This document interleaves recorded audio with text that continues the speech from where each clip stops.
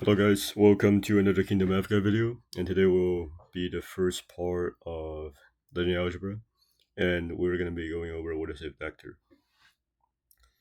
Alright, so to a computer scientist, for example, a vector is going to be a collection or a list of numbers. So for example, 1, 2, 3 will be a vector. And let's say 0, -1, 7 is also a vector. And it can be of any dimension, meaning the length of the meaning that the length of the list can be arbitrary. So you can have 0, 1, dot dot dot, 2, 999. Yeah, so that'd be a 1,000 numbers in there, and that's is going to be called a 1,000 dimension vector. And to a physicist, a vector is something more like an arrow, where you can combine them to get a third arrow, which is called a resultant. And then these arrows have a direction,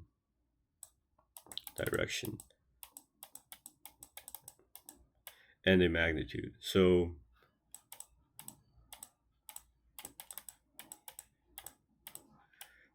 direction, meaning that we can have a vector pointed this way, or we can have it pointed this way, or we can have it pointed this way, right? So, for example, the force of gravity can point downward, and the normal force will point upwards. Okay, and the magnitude is just how long a vector can be. All right. So, for example, a vector can be this long, or it can be this long, or it can be this long. Right? These are all valid vectors. But to a mathematician, we sort of use a combination of these two approaches. Let's, for example, have a coordinate plane right here, and say we want a vector, which we'll only consider two-dimensional vectors right now. We want a vector 1, 2. Then that'd be 1 to the right and 2 up. Oops, that's kind of thick. Yeah, that'd be a vector. And to us, vectors should usually be confined, or should usually originate from the 0, 0 point.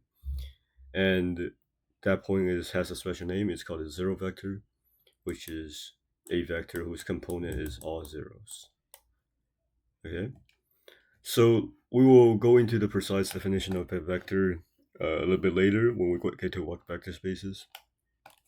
But for now, we will think of it as something that, a mathematical object that we can add, subtract, and multiply by a scalar to scale it further or shorter.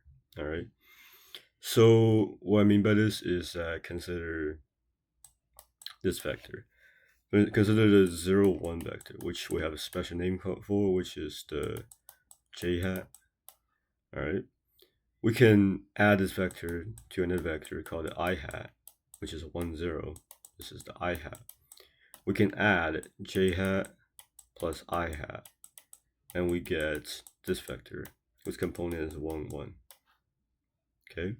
So addition of vectors are component based. So we can add the 0 to the 1 and 1 to the 0, and we'll get a resultant vector. This is a resultant vector. And we can scale I by an arbitrary c. So c times I is going to be c comma 0, written in component form.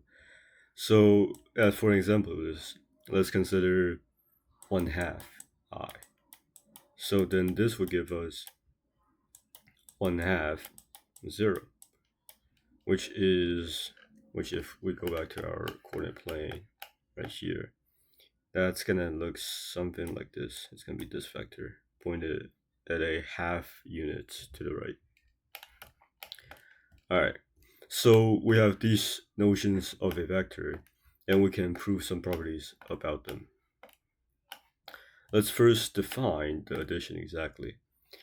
So if we have an arbitrary vector v1 and another vector v2, well, let's say this is also, we use a arrow to denote that it is vector, plus u, let's say w actually. So we have v plus w are vectors, and we define v to have components v1, v2, and actually the standard notation for a vector and in its component form is going to be using this little triangular bracket. All right, and w to be the vector with components w1, w2. Then this is equal to the vector v1 plus w1, comma v2 plus w2. And geometrically, this addition is the exact same as how a physicist would do it. So, for example, if we have, we can actually use this arrow thing, which is pretty nice. So if we have a vector, let's make it bigger. A vector pointed at this direction, and then we have another vector pointed at this direction. So we want to combine these two vectors. Okay, oops. So let's drag this vector to the origin.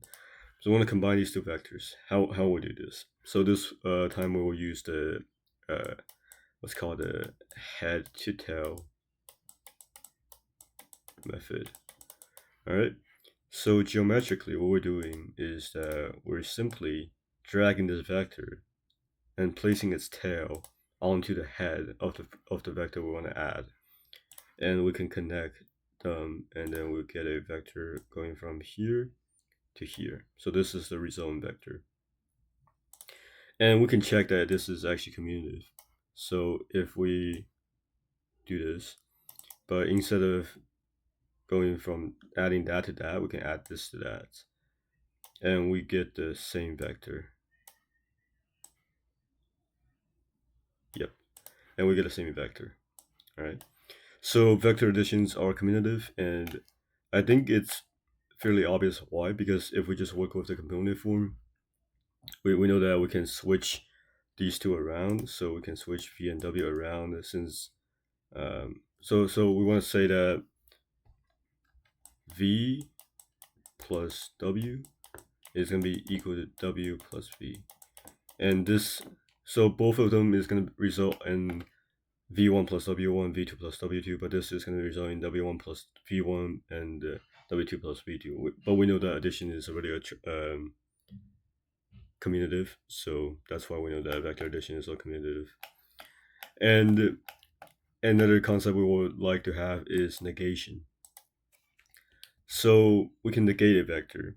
What we mean by that is that we can take the negative of the vector. So if we multiply a vector v by the scalar -1, then we'll get negative v1, negative v2. All right. So when we add, when we're going to subtract v minus w, we're really just doing v plus the negation of w.